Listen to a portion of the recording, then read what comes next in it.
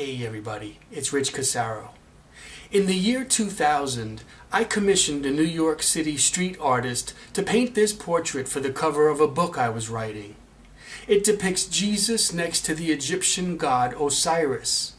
The book was tentatively titled Osiris, the Egyptian Christ, and it showed how, for thousands of years before Christianity, the Egyptians venerated a bearded shepherd with long hair named Osiris, who died but rose from the dead. The central figure of the ancient Egyptian religion was Osiris, said the English Egyptologist E. A. Wallace Budge, and the chief fundamentals of his cult were the belief in his divinity, death, and resurrection. The central point of each Osirian's religion was his hope of resurrection and immortality, which could only be realized by him through the death and resurrection of Osiris. Now, we know Jesus Christ has, for the past 2,000 years, been depicted as a bearded shepherd with long hair, and his resurrection from the dead formed the foundations of the Christian religion. By joining these two portraits side by side, I was trying to show how, for thousands of years before Christianity, the Egyptians emulated a bearded shepherd with long hair named Osiris, whose death and resurrection from the dead convinced Egypt's masses to believe in eternal life after death. This fascinating and meaningful discovery has not yet been fully recognized by Egyptologists. Incredibly, the name Osiris, pronounced Asar in Egyptian, was written in hieroglyphics with three mystical symbols: an eye, a throne, and an image that I describe as a bearded man with long hair. It's this image of a bearded man with long hair that the Egyptian corpses were interred under in their quest to follow in Osiris's resurrection. That's to say, the Egyptians practiced a complex funeral ritual that was designed to convert the corpses of the deceased into an Osiris. By converting the deceased into an Osiris, the Egyptians hoped to follow in his resurrection. Converting the bodies of the deceased into an Osiris involved a number of funeral practices. For example, the Egyptians added the name Osiris next to the name of the deceased in the funeral scriptures.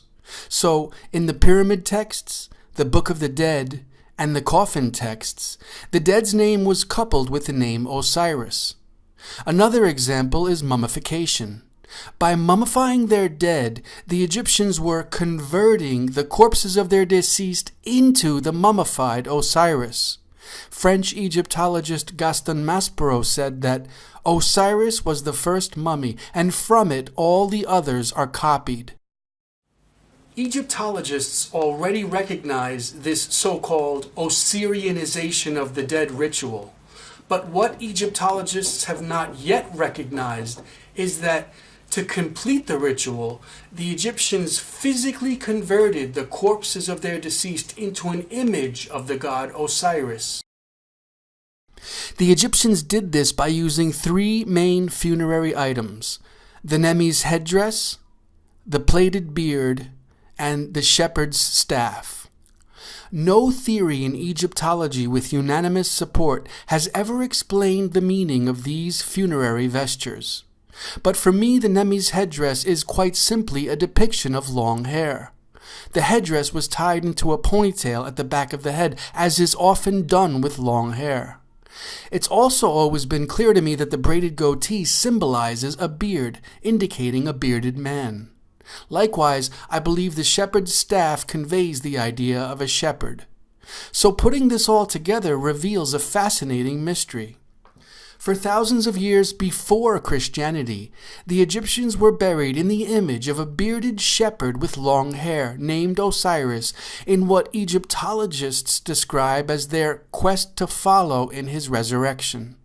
The headdress, beard, and shepherd's staff were used to symbolically transform the outward appearance of the deceased into an image of the god Osiris, the same image we see in the hieroglyphics that form his name.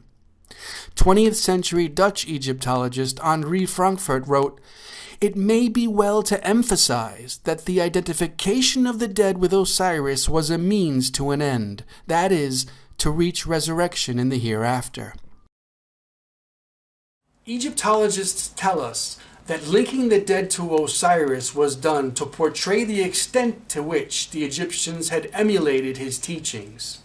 I'll buy that, but I believe the Egyptians were also pointing to a more mystical and spiritual doctrine, namely the doctrine of the inner Osiris, or the doctrine of the inner Christ. Essentially, the Egyptians were trying to show that the deceased did not really perish, but had gone on to his own eternal life after death.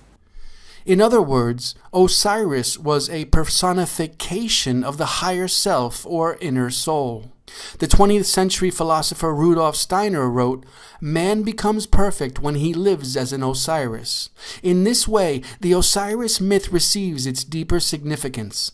It becomes the example of a man who wishes to awaken the eternal within him.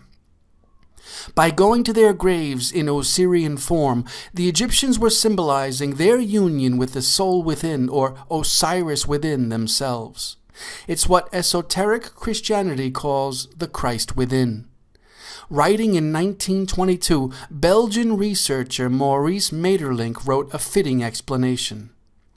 This deification, this Osirification of the soul of the upright man has always astonished the Egyptologists, who have not grasped its hidden meaning and have not perceived that the soul was returning to the Vedic nirvana of which it is merely the dramatized reproduction. The basis of the Egyptian religion is really the same as that of the Vedic religion. Starting from the same point of departure in the unknowable, it's the worship of and the search for the God in man and the return of man to the Godhead. You can learn more about my research into the god Osiris and the spiritual roots of the Egyptian religion by reading my 2011 book, Written in Stone. Thanks, everyone.